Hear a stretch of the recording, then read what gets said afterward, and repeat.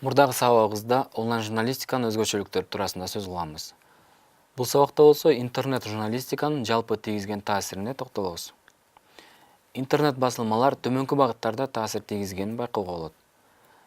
Экономикалык жактан жарандык журналистиканын пайда болушу, андан тышкары автордук укук жана этика маселелеринин кайрадан козголушу. Мисалы, салттуу маалымат каражаты болгон гезитти алып көрөлү. Гезитти жарыкка чыгарыш үчүн кагазга, боекторго, андан тышкары гезитти окурмандарга жеткириш үчүн почта кызматына каражат кетет. Ал эми гезиттер өз кирешесинин басымдуу бөлүгүн жарнамалардан алат эмеспи? Интернеттин жайылышы менен жарнама берүүчүлөргө интернетте жарнамалоо ыңгайлуу боло баштагандыктан бул жарнамалар менен гана бутунда турган гезиттерге каттуу сокку урган. Ошондуктан салттуу маалымат каражаттары да азыркы күндө интернеттин мүмкүнчүлүктөрүн пайдаланып, өз веб-сайттарын ача баштаган десек болот. Андан тышкары интернеттин кеңири кулаш жайышы менен жарандык журналистика деген түшүнүк пайда болгон.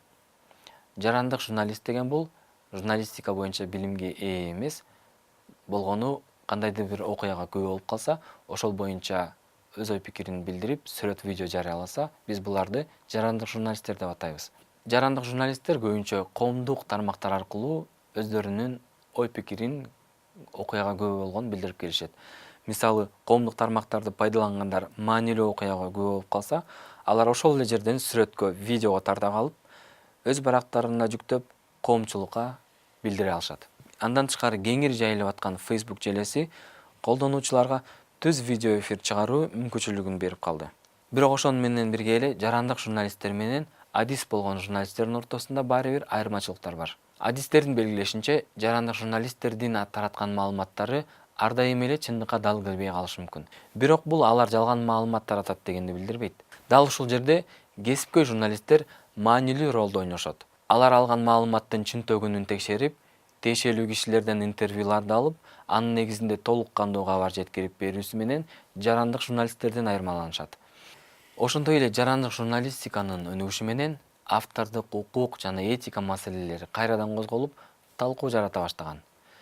Мисалы, коомдук тармактын колдонуучусу эксклюзивдүү окуяга күбө болуп, ошол боюнча видео же сүрөткө тартып чыгарган болсо, аны пайдаланган басылмалар автордун көрсөтүшү керекпи, же көрсөтпөй эле койсо болобу? Эгерде автору көрсөтүлбөсө, эмне кылыш керек?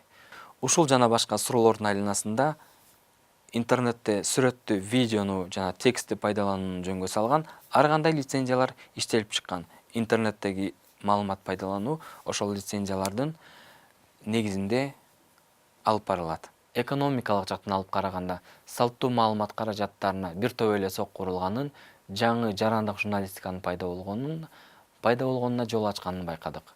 Мындан кийинки сабакта биз интернет басылмага даярдалган материалдын түзүлүшү жөнүндө сөз кылабыз.